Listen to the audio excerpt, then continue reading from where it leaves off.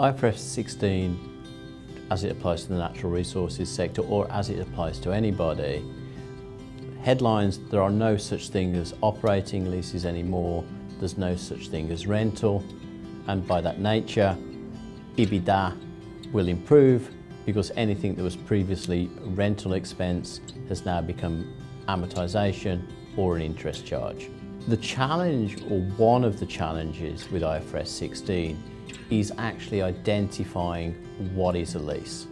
It is set out in a principles basis within IFRS 16 rather than a legal basis that it is a document that you signed that was a lease agreement. A key challenge in the natural resources sector is actually identifying which assets you lease. If you can't identify which assets you lease, you obviously can't then calculate the lease liability and the right of use asset. IFRS 16 sets out some relatively clear criteria for what represents a lease. Is it a specified asset? Do you get substantially all the economic benefits from that asset? Does the lessor have substantive substitution rights? And the major element that is causing a problem within the natural resources sector is who actually controls that asset. By its nature, the natural resources sector is equipment intensive, is infrastructure intensive.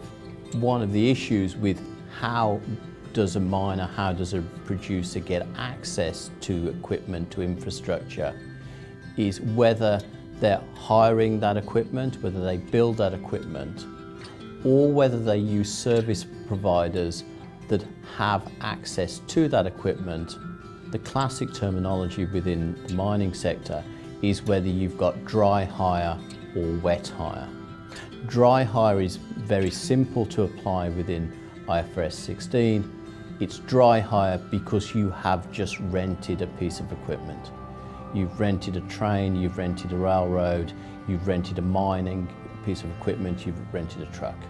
Wet hire means that you've actually taken on equipment with personnel. And then the question is, do those personnel control the asset? When you take on a wet hire contract, considering the requirements within IFRS 16, have you got specified pieces of equipment? Now, in a lot of cases, the wet hire deliberately specifies, I want that piece of equipment. You want high quality equipment, you don't want to risk your mine having downtime for substandard equipment, so most likely the wet hire contracts specify the equipment.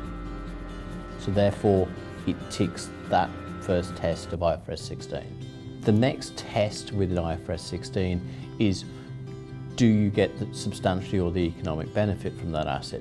By its nature, it's your wet hire, it's being used for you, so again, most likely in most wet hire situations, you get substantially all of the economic benefit. The third criteria is whether the lessor has substantive substitution rights. Can they switch that piece of equipment for another piece of equipment without breaching the contract, or even the mining company knowing that that equipment has been substituted? In most cases, or a large number of cases in the natural resources sector, the equipment is located in very remote locations. So the likelihood of it being economically feasible to substitute a piece of equipment if it's located in remote is unlikely. So again, going through the tests, it is a specified asset. You do get substantially all the economic benefit from it, and the lessor does not have substantive substitution rights, would start to point for you've leased that mining equipment, you've leased that truck, you've leased that power bank, you've leased that lighting bank, you've leased that piece of accommodation equipment. When we've actually looked at that part of specified asset, you start to think a lot of this wet hire actually represents a lease. And if that was the case, all of this wet hire equipment would come onto the balance sheet as an asset on the mining companies, and there'd be a significant liability representing the lease liability on all of that equipment.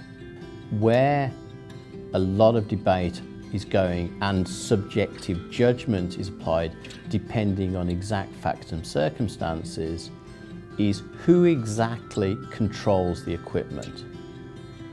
Because for an audit to be a lease, the miner would have to say it controlled that equipment. If the miner controls the equipment, it goes on balance sheet. If the operator controls the equipment, and the operator is only using that equipment in order to provide you with a service, that stays off balance sheet. And we're looking at the complexities of a wet hire mining contract. You'll have, particularly if you're looking underground, it's very likely difficult to argue the underground mining machine, who controls that? It only can go down that tunnel, down that drift. Who controls where it goes? Then, even in there, it's who controls the mine plan. If the miner is actually looking at the geology on a daily basis and is actually directing the operator, you need to change the mine plan, we need to go deeper, we need to go left or right, you're more towards indicating you are controlling that piece of equipment, you're leasing that piece of equipment, and the operator is just driving that piece of equipment to exactly where you tell them to do it. If, on the other hand, you're on an open pit and there is not a complex mine plan and there aren't complex mine engineers on site, and all the operator is doing is fulfilling their let's clear so many tons a day, and our stripping campaign will be according to a much broader plan, most likely the operator controls the equipment and therefore it's not on balance sheet. And it is this subjective decision, equipment by equipment, mine plan by mine plan, that will determine whether all of this wet hire equipment comes onto balance sheet. We're working with a large number of producers to do this analysis, and it's typically involving us looking through hundreds of pages of wet hire agreements to properly understand what are the specified assets, and then to talking to mine engineers, understanding mine plans as to who controls it. At first sight, the application of IFRS 16 can apply to be just maths. And there's significant amounts of software out there that can do the complicated maths in order to calculate the lease liability, in order to calculate the right of use asset. We, BDO, have got such a piece of software, BDO Lead, that can calculate the lease liability, the right of use asset, for tens of thousands of individual leased assets. It would be completely wrong to think that the application of 16, particularly in the case of natural resources, is just or can be solved by software. Software is only as good as the information that is put into that software. So when people are looking at implementing IFRS 16, they need technical accountants in order to cleanse the data in order to make sure either they put the right asset into their asset register because they actually control that asset, or more concerningly, they haven't omitted a whole class of assets from the input into the system, into the spreadsheet. At BDO, we use BDO Lead. BDO Lead is proprietary software that can actually crunch thousands of leases at the same time to calculate the journals to comply with IFRS 16. A key aspect and a differentiator of BDO is we are accountants. Primarily we're accountants first, and we've got very good software. The software is only good as the inputs that are fed into it.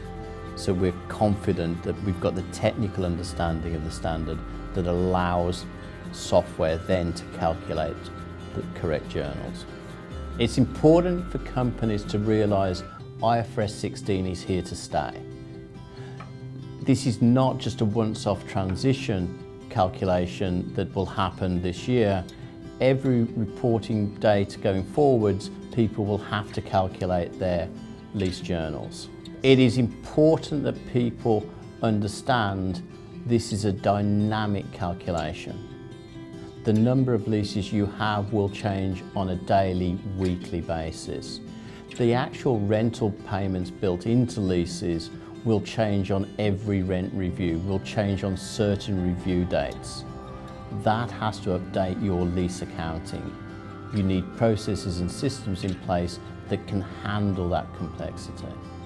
We have provided the solution for a number of companies to confidently go forward that they will be able to handle 16, both this reporting season and for reporting seasons in the future.